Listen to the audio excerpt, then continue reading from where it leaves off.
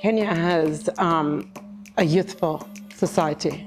Something like 70% of the population is under the age of 35. But if the corruption doesn't stop, this country will be a victim of its own greed. For 22 years, I've been a magistrate court judge. A lot of the time people say, that's a strange mix, filmmaking and being a judge. But the truth is they're both storytelling, right? Who becomes a filmmaker? People who want to tell stories. Tell me something that I didn't know. Let me look and be, oh my God, wow, I never knew that. Make films that you like watching for your own people. Stop worrying about the global market.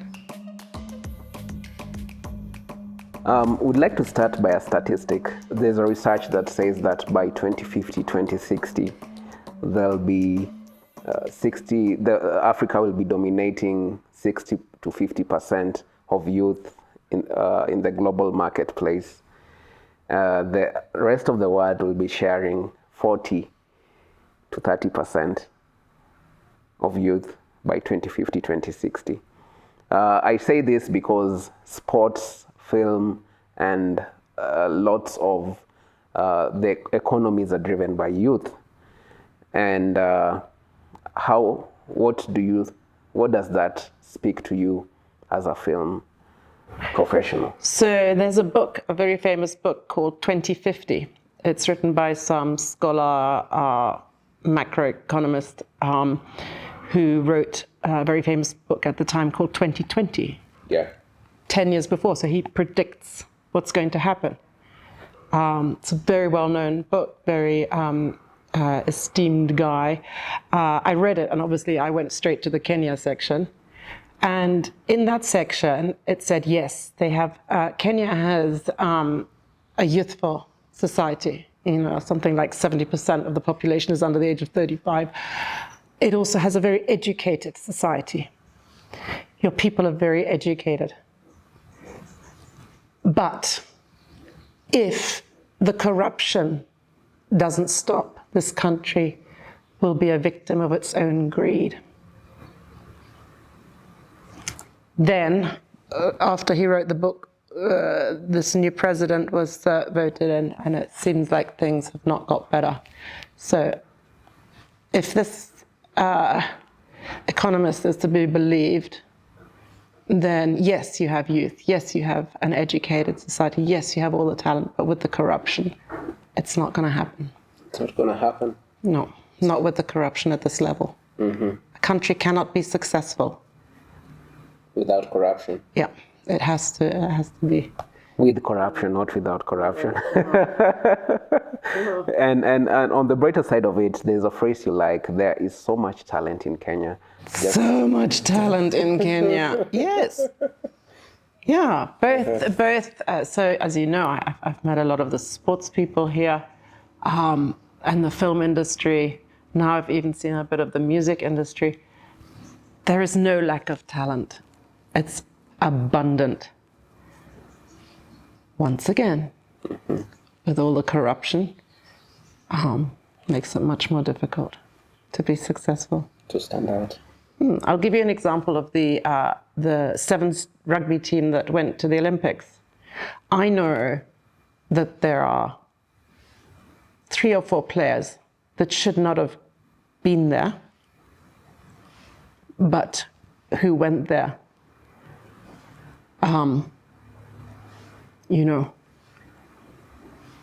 So you didn't have, I don't think you had the best team there. And then they didn't do so well. So we had a chance to do so well. Could have done if you'd picked the top players, yeah. Mm-hmm. What or how can be a solution to all this? It has to be top down. Has to be top down. Like in any school, if the headmaster or the headmistress is the driving factor of how your school will do, it's trickle down. You've lived in Germany, England, Japan, the US, and now you have deep roots in Kenya. Yeah. How has this global journey shaped your storytelling lens as a filmmaker? I think the traveling and living in other countries is a result of my inherent love of human stories and understanding humans. So maybe that came first. Maybe I've always been interested, and that's the reason why I wanted to live in other countries and not just stay at home. Mm-hmm. And then I just carried on. Maybe I'm just a nosy Parker, Maybe I just nosy about people. Yeah. But what's interesting is, most people in Kenya might know you from the storytelling and film, but you also was in a different career. Still there? Yes. What? Yes. Wow. Tell us about it. So for 22 years, I've been a magistrate court judge. Mm-hmm. And a lot of the time people say, that's strange, mix filmmaking and being a judge. But the truth is they're both storytelling, right? Yeah. Once again, because I'm nosy. So one is real life drama in my courtroom. And the other one is, mm-hmm. creative real life drama. In a different lens. Yeah. Yeah. From magistrate court judge to now a filmmaker, it's for most people it might be a tough balance, but how do you get to balance those two, and what do you mirror or what do you use from your legal career, and how do you transition it to this? What are some of the key things that align in the two? The only key thing is having an interest in people. If you don't have an interest in people or stories, then you probably wouldn't do the two. People become magistrates for all sorts of reasons, right? Yeah. And for me, I think it was just the human interest factor. And then filmmaking, I don't know, who becomes a filmmaker? People who want to tell stories. Then you see something and you think, oh my God, that's such a story. I want people to see this. That's what happened with the girls in Mumias, right? I saw it and I just thought, oh wow, this is such a story. I want people to see how amazing these girls are, right? Mm-hmm. Have you ever sometimes found to confuse yourself when you're in court and say, cut? No. In court, I'm usually rolling my eyes going, oh God, what do we do with this person? No, I don't. It's a different world. When I'm in the courtroom, it's a very different world. Yeah. You mentioned the film Sleeping Warrior. Tell us about it. Sleeping Warrior was a documentary about the first female African lacrosse team to make a world championship. And there were a bunch of girls from Mumias who Storm collected and made into a team. And they were awesome. So we took them to Canada via corruption and bribery from all the local government officials who all wanted a handout and who tried to stop the girls training at schools because we wouldn't pay them the bribes, and they wanted to send another delegation of 5 of these fat cats from these local, we only had the funding, we just about had enough funding for the girls, right? So I don't understand it. They don't give a shit about the girls. All they cared about was getting 5 people onto the ticket to go to Canada. And so in the end, I had to go and see the PS and beg and say, this is not okay. Mm-hmm. Right. Yeah, but what was the impact to the girls? Like, they traveled, how was it for them? How was it for you seeing their faces, being out there? Yeah, beautiful. Yeah. Everybody loved them because they are so, they were great ambassadors to this country. Really awesome. When you say what's the impact, I think there were, people have false hope that if I make it to a World Cup, it's going to change my life. I'm going to come home a multimillionaire. When they came back to their villages back in Mumias and everywhere, their relatives all thought that they were going to get money, and they came back with like little souvenirs. And I don't understand why people think, a sport that's especially an amateur sport, there's no, and they thought they were going to get rich and famous off it, and they didn't. Have any girls shared the struggles they had coming back and how they got to overcome those situations Some have and some haven't. Some went straight back to where they came from, but some of them have done amazingly well. So it's down to their character. You know, who took the opportunity and who didn't. Not all of them did, but some of them did. Yeah. What was the objective of the film, Sleeping Warrior? And did you achieve it? And what's the impact of telling that story to date that you've witnessed? So the reason was purely, this is a beautiful story and we want the rest of the world to see this. We want other, you know, these uber privileged girls in Europe and the US who play lacrosse. We want them to see how hard it's been for these girls, right? Yeah, and I think we did that. Going to the championships, at what level were they eliminated?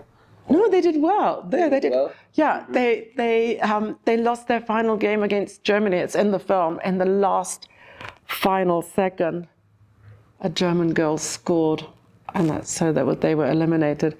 But they did really well. Amazing, considering, you know, imagine coming from Mumias. You don't even own a pair of trainers. They'd never even played the games. The kids in America and my girls have been playing since they were little. So their natural sporting ability took them. And Storm was an amazing coach. They were so lucky. They got probably the best coach in the world, right? Yeah. To teach them. So that combination, they did awesome, yeah. So if you can paint to us the picture of these young girls trained in a short while, really don't know what lacrosse is, or just figuring things out, but in a short while they were able to get to play in the finals with seasoned fellow ladies athletes who started this at a young age. What imagination do you have of a Kenyan athlete that starts young and progresses through the right system and culture? Where do you see Kenyan That's exactly sports? what I'm thinking. That's what we're all thinking. Oh my God, if you had the same access to nutrition, training, sleep, all of those things that we know are performance enhancing, right? Yeah. If you had the same access, you'd be dominating most sports. That's what I'm thinking. So Kenya and Africa has a chance to dominate Olympic easy, right? If we do things right. Yeah, you have to have the systems in place. And that requires, as we all know, it's all about the money, right? Everything is money at the end of the day. Yeah. You could have all these good things if you have the money, but you don't. Yeah. There's so much talent in Kenya. And that's a phrase you really like. What does the world often miss when it comes to African athletes and filmmakers? So maybe the question shouldn't be, what is the world missing? Yeah. What are Kenyans missing? It's your country, it's your people. You shouldn't be relying on the world noticing you. You have to make yourself noticed. You're missing, not the rest of the world. It's us missing in the world. Yeah, but you have to do it. Yep. You can't expect people to go find you. You have to go out there and be found. So the question is, once again, what are you doing to your people? You know what I saw with the girls, we were trying to help. We raised the money and we were getting screwed over by your own people. These government men were screwing over their own young athletes. It's not okay. So don't worry about the rest of the world, worry about your own people. And figure things out. Yeah. Storytelling is a new dynamic that most people are not really understanding yet in regards to sports. Maybe if you can break down for our viewers to get to understand what's the power of storytelling in sports and how does federations, league teams leverage on storytelling to help grow teams, to help grow sports, and even just individual athletes. How can they use storytelling across their social media to even grow their brands, to attract sponsorship, to attract, money in? As you've said, without money, you can do nothing. Yeah. So what power does storytelling has to help grow sports and develop it? So I think it can be really powerful. I think you've also got to look at the changing landscape. So the younger generation, they're not going to watch 90-minute feature films unless it's somebody super famous, right? So be realistic. But what you should be doing is maybe looking at shorter YouTube. YouTube is where it's at, right? Yeah. Netflix could even be old for this next generation. So if you have mega million budget and it's a huge story, by all means, feature film. But if you want to do the sort of things that we're looking at, is to show stories, and I think you should be looking at really good short films and YouTube, is what I'm thinking. Mm-hmm. So short films on YouTube, reels on Instagram. Exactly. Exactly. Reels on TikTok. Yeah. Because the attention span is so short for this next generation, right? That's so true. Yeah, so you shouldn't have old people making films that we would watch. We have to think the next generation, right? Think the next generation. Yeah. Think ahead. Yeah. That's some good insights right there. You worked with a Kenyan director, film crew as well. What does authentic storytelling mean to you, specifically when you're pushing or you're telling a story of local voices, and you need to work also with some people who understand the local voices as well? Yeah, I don't think I could make films here without Kenyan crew. I just don't. Yeah, you need them. I think I need Kenyan people. I think one Muzungu on set is enough. The rest should be Kenyan. Yep. Yeah, I think Real so. Kenya. And the same in the film industry as in the sport industry. There's plenty. You don't need to bring anybody over. You don't need foreign crew. There's plenty of talent here. How does sports documentaries, in your opinion, differ from mainstream film? I know you already picked a piece of, you have to be realistic because most 18 minutes plus has to be someone, an icon, and how do they transform audiences? How do they inspire audiences? So I look at the F1, the Netflix series. Yeah. What was it called? There's something or other. And I've watched a couple of them. Me too. I watched the whole series. I've watched the Mercedes one. I've watched Mercedes has a specific one when they were transitioning from Hamilton to. Have you watched that? Oh, no. Yes. And the inside story of what happened, really. Yep, and how they were getting a new person and how they managed to get the new driver than the current, So you know what the impact is. Yeah. So I've always followed Formula One. And then suddenly this series comes out and every Tom, Dick and Harry is now, watching and loving Formula One. Yeah. That's a big impact. Speaking of impact, I don't know if you watched the Reebok documentary by Shaquille O'Neal. No. Yeah, Reebok was trying to come back into the market. Yeah, and they did a whole documentary of the entire process, how they teamed up, how they reassembled. I love that. How they recruited athletes and everything. I would love that. Super amazing. Have you watched the one about the shoe, the Nike shoe? Yes. What was that called? That was also awesome. The guy who but I watched Jordan. The Michael Jordan shoe, all about his mom and how his mom was the driving force to get that amazing deal for this. Yeah. I've forgotten the name. But I've watched a couple of them. I never Netflix. knew that. Yeah, and it's super inspirational. because just watching the Reebok documentary, I learned a lot even in regards to business, in regards to figuring how to, reassemble and how to choose, how to recruit and all that. I mean, that's what a documentary is meant to do.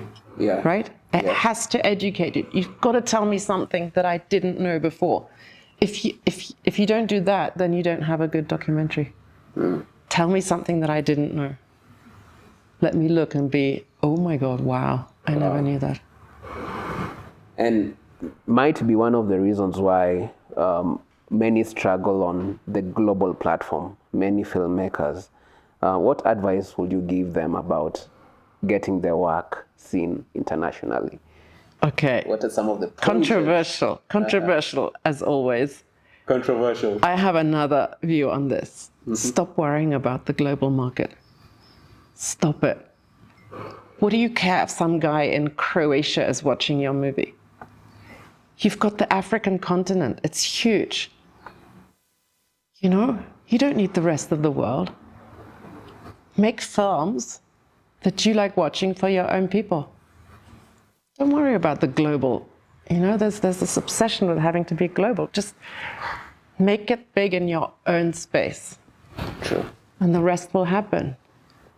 Powerful right there. Sleeping Warrior once again. Heading to the Sundance and other festival. Did you ever think it will get to such? No, I didn't think about it at the time. I was not thinking about that at all. At the time, all I was thinking about was the story and the girls and making a nice movie. That's all I was thinking about. And then when it was really exciting when you go onto Film Freeway and you submit to all these festivals. And every morning, the first thing I did before I woke up is to see, nominated. And there was one funny one. I think it was, I woke up and it said, you've been nominated, or you've won Paris, the Paris Film Festival. And I was like, oh my God, I started texting Janet, the director and co-producer. I said, oh my God, we got into Paris. And then when I looked closer, it was Paris in Canada somewhere. It was like a village of about 200 people. Wow. That was fun. And really proud. I think we Marat Timothy, our cinematographer, he won European Cinematographer of the Year. So that I think I was most happy about that one for him. That was nice. Amazing. On to the quick fire segment. Okay. If you could only watch one sports documentary for the rest of your life, I think I know your answer. Which one will it be? Well, guess what? I'd make it a series so that I have more to watch, right? Not a film. Yeah, the F1 series. Yeah. Easy. I knew you were going to say Easy. that. Yeah. Editing or filming, which part of the process excites you more? Filming. Filming, yeah. Oh my God, I could never be an editor. Yeah. Are you kidding? Sitting in a room for hours and hours? No. Alone. Filming is the ultimate. There's, when you're on set, when you're shooting, that's the coolest part of everything. Yeah. It's why you do all the rest, the back-breaking work of the rest, just so that you can do the filming. True. Kenyan sunsets or New York skyline? Easy. Which inspires you? Easy. Kenyan sunsets. I saw the most beautiful. We have some land out by Ngong, Kimuka. Mm-hmm. And the other day, we were at the land and I saw the most beautiful sunset. It was insane. Yeah. Easy. Kenyan sunsets. Kenyan sunsets. Always. We usually have a fun segment where, fans get to ask some questions. If you were to make a sports documentary about animals, which animal sport would you film? Lion rugby, elephant basketball, or gazelle sprinting? Gazelle sprinting, because you can get good shots. Yeah. I'm now thinking, slow-mo, Ferdi or Maniala. Mm-hmm. Rugby is really hard to make a hard, because it's not aesthetic. It's I worked with somebody in the UK on a rugby documentary. It was really hard to get nice, beautiful shots or make it good. So no, I wouldn't do that. What was the other one? Elephants?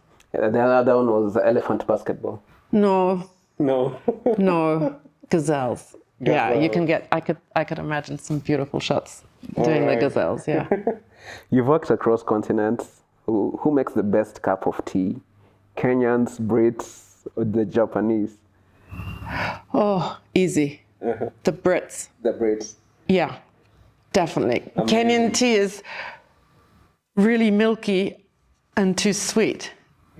Japanese tea is bitter. It's so harsh. It strips the enamel off your teeth. It's so bitter. And the Brits, they've got it right. They got it right. Yeah, I think so. I think it's probably the best thing to come out of the UK is tea. If Netflix gave you a budget for Nina's outtakes, blooper reel, we are talking about the young people, so it's a reel. What's the funniest thing that's happened on the set that you could actually show the world? On Nina's We couldn't share any of that. I could not share. No way. No. Could not share with you all the shit that happened on. What could I share? What could I share? Having an argument in Kaloleni with the chief of police. I'd already paid for a whole bunch of fixers who didn't fix anything. They were just people you had to pay so that you could film there, right? So I was already a bit miffed about that because I had every license. I was so legit. And then they said, oh, and Nina, tomorrow you've got to pay the chief of police as well. You've got to give him some money as well. And I was like, no, I'm sick of it. No, I don't have to pay him. We've got a license. I've paid the fixer. And then I just said, no. And then everybody was like, shit, they could stop production. You know how expensive it is to film every day. And Janet would go mad if they stopped filming. So I was really nervous. So I said, right, bring him here. Bring him here. And he did, he came. I was scared. I was like, oh my God. So I shook hands with him and I said, look, dude, I've got every license I don't want to pay. And he went away, thank God. I got away with it. Yeah. I was also on Boda Love. I was the stunt woman for the British actress because it was really dangerous driving through Kibera on the back of a stunt motorbike. And the British actress, she's half my size, so I had to squeeze myself into her dress because we both have blonde hair, and I had to sit on the back of the motorbike and go flying around Kibera. Yeah, that was funny. That was fun. Those are the only things I can tell you about. The rest, I can't say. That's okay. That's okay. So storytelling is really growing so fast. If you look at how the industry has changed years ago into now, you know, the dynamics of it shifting from 45, 18, 30, 18 minutes now into under 5, under 6, under 3 minutes because of the concentration span. And it's what's the future of storytelling, more so in sports? Do you know, I think a good story will always be a good story, and I think people will have the bandwidth for a really good story. Yeah. But I think it's got to be really, really good now for a big, fat, juicy story, and the rest will just be lots and lots of, you know, the main food will be lots and lots of short stuff that's quick and easy but not memorable. Yeah. And then the big budget, memorable films. I think that's going to be the diet of the future, isn't it? It's everybody on their phones for the short, quick stuff, but that's forgettable.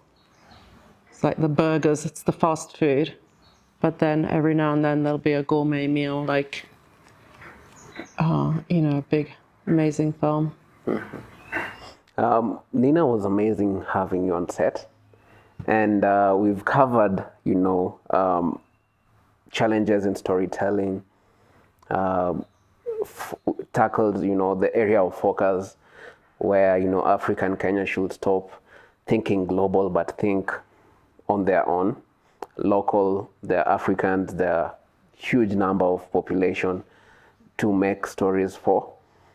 We've tackled as well corruption and systems that we need to work on to make things grow and workable. And is there anything that you feel we've left out that you'd like to talk about? No, I don't think so. I think we've covered everything, you know. I think, don't forget, these are just my views. Yes. That's not, I'm sure there are plenty of people who think everything I've said to you is all rubbish. I'm just telling you what it feels like to me. And that's I'm no expert. I don't know any more than anybody else on the street. But if you're going to ask me, that's what comes to mind. You have an experience and you have a story. And that's Nina's outtakes. we like wrapping it up here at Wima Sports by, if you can reflect on your life, 17 years old to date, as we wrap it up, what can you do different, or what can you tell? What would I do different? What will you do different? Any regrets? Do I have any regrets? No regrets. Just something that you tweak differently, or a word of encouragement, you know, for filmmakers out there, young athlete ladies out there. It's really hard because me personally, but this is just my journey, right? I have never planned anything. I'm a person that stumbles into things. People say, how did you become a magistrate? I can barely remember. I don't know. Why did you do this? Why did you go to Japan? I don't know why I went. I just sort of did it. So I don't think, just live in the moment, do what you do at the time really well. Stop worrying about the past. The past is gone. It's done. It's just a memory. It's just thoughts in your head. The future, who knows? Nobody knows what the future is, right? Crazy shit happens to me that I'd never believed would have, happened. So don't worry about the past. Don't worry about the future. But where you are, do everything really well. If you're washing up a cup, do it really well. Be present. Be present. Do your best with everything you're doing at the time. And then things happen. Surrender to the universe. It'll happen. Mm-hmm. Indeed, we end it at that. Be present. Do your best at that very time. Yes. And if you're training on the basketball, at that time, just enjoy every moment and give it your best. If you're singing on stage, just love the moment and do your best then. Don't worry about the past or what is going to happen. Yeah. It doesn't matter. It was amazing having you. It was a great honor having you, Nina. We celebrate you. We appreciate, as storytellers and people who do documentaries, we appreciate the great work you did with Sleeping Warrior. Personally, I loved, the first time I watched, this is a confession, I watched Sleeping Warrior. I didn't get Sleeping Warrior in regards to the ladies. I wasn't getting, why did you choose Sleeping Warrior? But when I was preparing for this interview, it hit me. When I went to check it again, they're sleeping warriors. Yeah. You do know the Maasai story of the sleeping warrior? Yes. A warrior never dies. They merely sleep. Mm-hmm. You see? And these girls were sleeping and they woke up. They were little warriors. They just needed to be woken up. Yeah. It was well thought through, and I love it. I love it. Thank you so much. Yeah. That's very kind. Looking forward to the next one. We're in pre-production of a dark comedy about domestic violence that we're working on. I think that's going to be really exciting. Awesome. Really excited about it, yeah. Excited to see it. Looking forward to it. Yeah. Thank you. Thank you. It was nice having you. Nice to be here, finally. Yeah. All those years. Good things take time. That's true. Yeah. That's true. Until next time, viewers, it's your host here at Wima Sports signing out.